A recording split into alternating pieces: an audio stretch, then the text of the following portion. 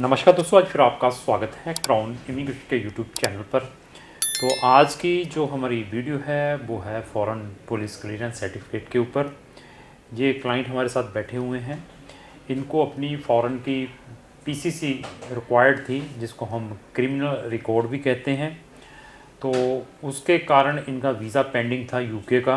इन्होंने यूके में अपना I think so skilled dependent visa डाला था।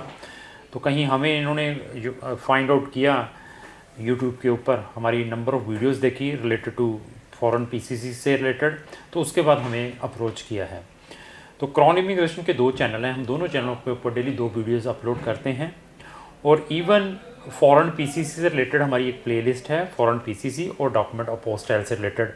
तो उन दोनों जो प्लेलिस्ट का लिंक मैंने अपने डिस्क्रिप्शन बॉक्स में लगा दिया है। अगर आपको किसी भी टाइप की कोई भी क्वेरी है फॉरेन पीसीसी से रिलेटेड, उस प्लेलिस्ट में जाकर आप फ्री में इंफॉर्मेशन ले सकते हैं और उसके बाद हमें भी कांटेक्ट कर सकते हैं या अपने लेवल पर भी अप्लाई कर सकते हैं।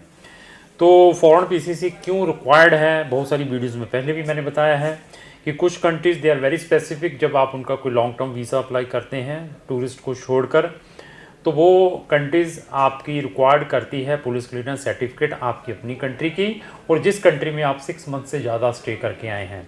और इवन कुछ कंट्रीज़ की ये भी रिक्वायरमेंट होती है कि वो पीसीसी आपकी अपोस्टाइल भी होनी चाहिए, और कुछ कंट्रीज़ ये भी रिक्वायर्ड करती है कि आपकी जो पीसीसी है वो सुपर लीगलाइज्ड भी होनी चाहिए, तो एम्बेसी अटेस्टेड भी होनी चाहिए। दिस इज़ अगेन डिपेंड कौन सी कंट्री में आप अपना जो वीज़ा अप्लाई कर रहे हैं, this is depend on that country. तो हमारे पास मोर देन 670 कंट्रीज़ हैं जहां में हम आपकी पुलिस क्लियरेंस सर्टिफिकेट में हेल्प कर सकते हैं। अगर आपको वहां की पुलिस क्लियरेंस सर्टिफिकेट चाहिए हो, जहां आपको वहां का क्रिमिनल रिकॉर्ड की रिक्वायरमेंट हो, तो वो नंबर ऑफ़ कंट्रीज़ हैं। तो अगर आपको उन किसी भी कंट्री की फ़ॉरेन पीसीसी की रिक्वायरमेंट है तो आप हमें अप्रोच करें।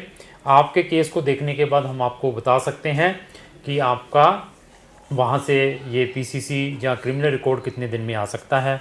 तो डॉक्यूमेंटेशंस में हम डिस्कस करेंगे आपका पासपोर्ट, आपका वीज़ा या वहाँ की आईडी जिस कंट्री में रहे हैं, किस डेट को गए थे वो डॉक्यूमेंट, और आपको पीसीसी की रिक्वायरमेंट क्या है उसका आपके पास कोई एविडेंस है, किसी एम्बेसी ने आपको मेल की है जहाँ आपको कोई लेटर लिखा है, वो चीज़ें आप जब हमें प्रोवाइड कर देते हैं तो उसके बाद हम प्रोसेस करते हैं। कुछ पीसीसी में हमें आपके फिंगरप्रिंट्स की भी रिक्वायरमेंट रहती है। वो फिंगरप्रिंट्स आपने कैसे करवाने हैं और उनको कहाँ से आपने अटेस्टेड करवाना है, जिसको हम बायोमेट्रिक्स कहते हैं, उसके बारे में भी हम आपको गाइडेंस प्रोवाइड करते हैं। बट अगेन डिपेंड है कौन सी कंट्री में फिंगरप्रिंट्स की रिक्वायरमेंट रहती है जब आपने अपनी पुलिस क्लियरेंस सर्टिफिकेट अप्लाई करना होता है। तो ये पीसीसी है सिंगापुर की, इस बच्चे की आई है, तो ये मैं आपको दिखा देता हूँ। अभी इनसे डिस्कस करेंगे इनका एक्सपीरियंस हमारे साथ कैसा रहा है। तो सबसे पहले मैं आपका स्वागत करता हूँ अपनी इस वीडियो के अंदर। तो मेरी तरफ से आपको नमन है, नमस्कार है। हमारे बारे में आपको कहाँ से पता चला था? सर आपके बारे में मैंने यूट्यूब पे देखा था। अच्छा, तो यूट्यूब से मैंने आपसे कांटेक्ट किया। ठीक है। तो यूट्यूब में आपने क्या सर्च कर रहे थे, कैसे हमारे बारे में आपको पता चल गया कि हम यूट्यूब ये? पे मैं सर्च कर रहा था, मेरे को सिंगापुर की रिक्वायरमेंट आई थी पीसीसी की, ठीक है, तो मैंने आपके कांटेक्ट किया। ठीक है। सिंगापुर में आप क्या करने गए थे? स्टडी करने गया था। अच्छा, वो ही 6+6। 6+6। अच्छा अच्छा। तो अभी आपने अपना वीज़ा कौन सी कंट्री का अप्लाई किया था? यूके का। कौन सा वीज़ा था? डिपेंडेंट वीज़ा था। स्किल्ड डिपेंडेंट है, स्टूडेंट डिपेंडेंट है? Skill dependent. तो आपकी वाइफ जा चुकी यूके में? यस, यूके में मेरी वाइफ। तो यूके में वीज़ा अप्लाई करने के बाद ये पीसीसी की रिक्वायरमेंट का उन्होंने आपको मेल लिखा था या बाद में लिखा था? बाद में लिखा अप्लाई था। करने के बाद। तो आपको बड़ी टेंशन हो गई होगी? हाँ, बहुत टेंशन हो गई थी। तो कितना टाइम दिया था उन्होंने? उन्होंने दिया था 28 वर्किंग डेज दिए थे मेरे तो को। बट पीसीसी लेट आई थी तो उससे पहले आ गई थी? आ गई थी, 1 मंथ में आ गई थी। 1 महीने में आ गई थी। तो जब आपने हमें संपर्क किया, ये सारा कुछ फाइंड आउट करने के बाद, हमारी वीडियोस देखने के बाद, जहाँ आकर जब ऑफिस में आप मिलने आए थे, यहाँ आकर आपको कैसा लगा कि ये लोग करवा सकते हैं काम, जब बस गप्पा ही मारते हैं, वीडियोस ही बनाते हैं? यहाँ पर क्या महसूस हुआ था? नहीं नहीं, बहुत बढ़िया गाइड किया। अच्छा, बहुत बढ़िया किया मैंने। तो जब आपकी पीसीसी की रिक्वायरमेंट थी, यूके एम्बेसी को उनका मेल आया, तो उसके बाद आपने इसको वहाँ पर अपलोड कर दिया था पोर्टल पे ऊपर? ईमेल भेज दी थी, कर उसके बाद वीज़ा ग्रांट होकर आया? हाँ, उसके बाद वीज़ा लग गया पासपोर्ट पे? हाँ जी, वीज़ा लग गया। ठीक है। तो आपने जो हमें पेमेंट दी है वो मैक्सिमम पेमेंट कब ली, पहले ले ली थी कि पीसीसी आने के बाद ली थी? बाद में ली थी। कुछ पेमेंट पहले तो कुछ लिया होगा। पहले कुछ थोड़ी आधी ली, फिर बाद में आधी। तो आप कितने मंथ वहाँ रहकर आए हैं सिंगापुर में? 1 साल रह गया मैं। तो आपसे क्या डॉक्यूमेंट लिए थे वो पता है आपको? हमने जब इसकी मेरे पीसीसी से लिए डॉक्यूमेंट्स मेरा स्टडी के, वीज़ा का, और मेरे पासपोर्ट पे जो स्टैंप लगी थी उसका। तो वहाँ का कोई कार्ड बनता है उसका भी लिया था हमने? नहीं, उसका नहीं लिया। आपके फिंगरप्रिंट लिए थे हमने? फिंगरप्रिंट लिए। फिंगरप्रिंट आपने अपने सारे के 10 फिंगर्स की करके दिए थे? सारे फिंगर करके लिए थे। ठीक है। तो कितने के टाइम के अंदर ये पीसीसी आ गई थी? 1 मंथ में आ गई थी।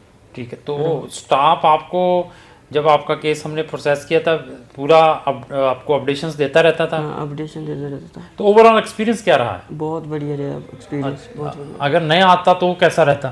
फिर तो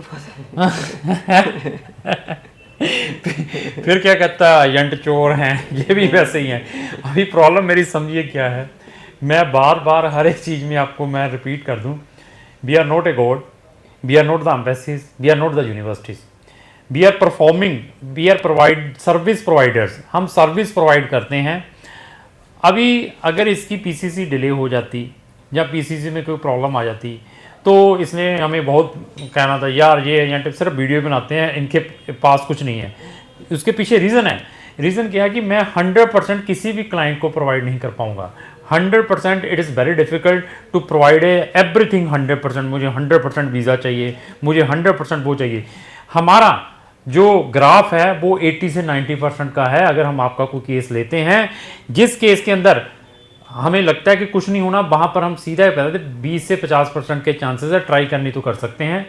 आपके जो पैसे लिए वो नॉन रिफंडेबल, वो हम पहले जहाँ पर हम 80 से 90% कह देते हैं तो समझो वहाँ पर आपको रिजल्ट्स मिलेंगे ही मिलेंगे। बट अगर प्रॉब्लम आती तो प्रॉब्लम का सोल्यूशंस फाइंड आउट किया जा सकता है। और अगर आपके अंदर पेशेंस नहीं है, ऐसी सिचुएशन में आप गाली गलौज करते, किसी को कुछ कहते, कहीं के कुछ कहते, तो उसमें सबसे बड़ा नुकसान आपका खुद का है। तो मैं बार बार यही चीज़ कहता हूँ, पेशेंस से चलें, सिस्टम से चलें, एटलीस्ट अपने लेवल पर भी रिसर्च करें, तभी आपको पॉजिटिव रिजल्ट्स मिल सकते हैं। Otherwise time waste, money waste है। तो क्राउन इमिग्रेशन के यूट्यूब चैनल के ऊपर इस टाइप की नंबर ऑफ वीडियोज़ हैं, अगर उनको भी देखना चाहते हो तो हमारे चैनल को ब्राउज करके देख सकते हैं। Thank you.